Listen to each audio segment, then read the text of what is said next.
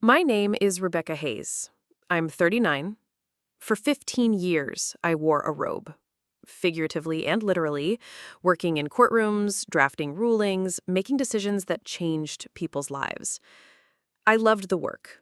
I loved the idea that when a system works, it protects the ones who can't protect themselves. But nothing in all those years prepared me for the night my own mother stood up and tried to take my child. Picture this with me. A cramped family courtroom, its air stale with coffee and old upholstery.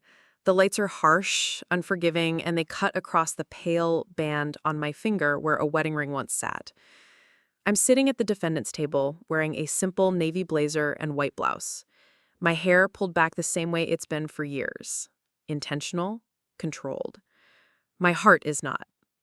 I can hear my mother's voice. It ricochets off the wood, loud and confident, like she's delivering a sermon on Sunday service. "Your Honor," she says, "my granddaughter, no, my grandson, has always been unstable. Rebecca can't keep a job. She disappears for days. I just don't think she should have custody." My son, Tyler, is 8. He's in the front row, dark eyes, huge, and blinking like a little animal bewildered by headlights. My sister Karen sits beside him and won't look at me. Her silence is a sound louder than any accusation. Marcus, my ex, smirks like he's been waiting his whole life for an audience. His lawyer, James Crawford, nods after each line as if the script had been written that morning. They'd planned this. They used my mother as the sting, a family ambush dressed up as concern. Inside my chest, a pressure, like a kettle on the boil. My palms are damp, my pulse is a single drumbeat, slow, then fast, then steady again because I had to control it. 15 years in the judiciary teaches you one thing. Timing matters, reaction matters. You don't explode, you wait, you listen, you let the other person hang themselves with their words. And they were doing a fine job of it. My mother painted a picture that wasn't mine. She described a destitute, flaky woman who lived in some tiny apartment downtown, drove an old car, and couldn't even afford school supplies. She said Marcus had a beautiful home and a stable income, the kind of life she implied any child deserved. The gallery hummed. Marcus's family nodded. A few friends on my side sat in stunned silence because they knew the truth. They knew the work I did. But to most of them, I was mysterious, elusive. People like that are easy to twist into a villain when you set the scene just right. Judge Patricia Murrison, a colleague I'd known for a decade, sat behind the bench with her expression carefully neutral. The law is supposed to be blind. The human heart? Not so much. When Judge Morrison asked me to respond, I stood. I could feel the eyes, the pity, the scorn. I took a breath and asked to call one witness. The courtroom didn't know what hit them when I opened the heavy wooden doors. A tall man in an impeccable dark suit stepped in. Silver hair, a posture like somebody who'd been told, "Sit down by the universe," and the universe had listened. The murmur turned to a gasp as he walked to the stand. Chief Justice William Barrett. Let's pause on that image. Not for spectacle, for psychology. You want your proof to arrive not like a parade, but like a seismic truth. You want the thing that will make every lie look small. When Chief Justice Barrett introduced me for the court, the Honorable Rebecca Hayes, Associate Justice of the State Supreme Court, it didn't just clarify details. It punctured the way those around me had defined me. My mother's face, which had been iron, buckled. Confusion, then horror, then that raw, wet worry you see before someone realizes they've broken something irreparable. Chief Justice Barrett's testimony was precise and quiet and devastating to the lies. He described my caseload, the death penalty panels, the ethics committee, the family law decisions I'd authored, decisions taught in classrooms. He outlined my salary. Justice Hayes earns $195,000 annually, owns a downtown penthouse and a mountain vacation home. He read numbers on paper that made a rumor about unsteady employment look pitiful. Listen, this wasn't revenge in the petty sense. This was reclamation. I was not out to humiliate my mother. I was out to stop her from weaponizing lies in front of my child. But moral calculus mattered to me more than the roar of vindication, because our system is supposed to be about truth. My mother attacked that truth. I had an obligation to respond.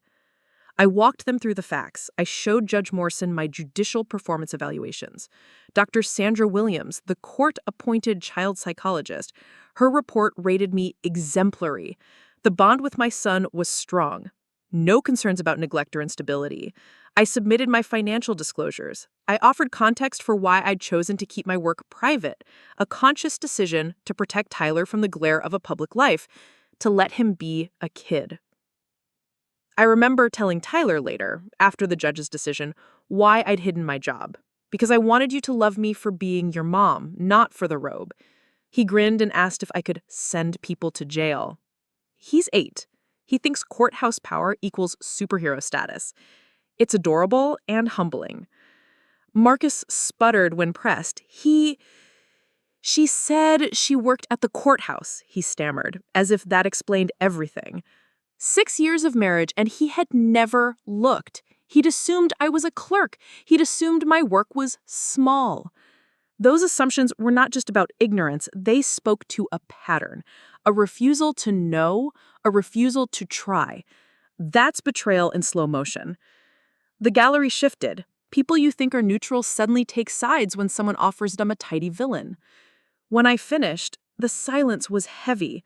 The judge reviewed the paperwork, Dr. Sandra Williams' evaluation, the Chief Justice's testimony, and then Judge Morrison, who knows us both professionally and personally, delivered a decision that felt like something bigger than a single victory.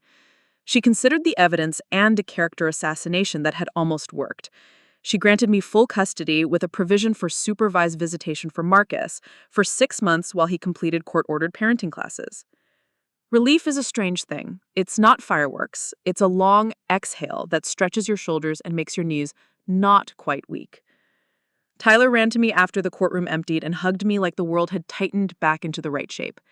He whispered, "Mom, why didn't you tell me you were a judge?" And I told him the truth. I wanted him to be himself, not someone living in the shadow of a public role. But let's examine the parts that matter, psychologically and emotionally, because this is not only a tale of a courtroom twist, it's a study of betrayal, underestimation, and the cost of hiding your light. Betrayal hurts because it breaks a contract you didn't know you'd signed. When someone you love is the one throwing the match, the burn is twice as hot. My mother's testimony wasn't just false, it was intimate. She'd chosen to believe a narrative that painted me as helpless because it made her feel right. People cling to simple stories that confirm their worldview. It's cognitive ease. She preferred an identity where Marcus's life was laudable and my life was inexplicable. Admitting her mistake would mean admitting she misread her daughter for decades. Pride is an efficient blocker against truth. Underestimation is a different animal. If people don't expect greatness from you, their cruelty finds an efficient path. Marcus's dismissal of my work for 6 years said something about how he wanted to see me. Small, manageable, non-threatening. That underestimation was his armor. When I called up a man who outranked everyone in that courtroom, the armor broke into shards, and things that break make noise.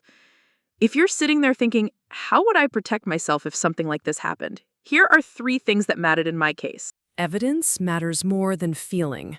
I could have shouted. I could have ranted.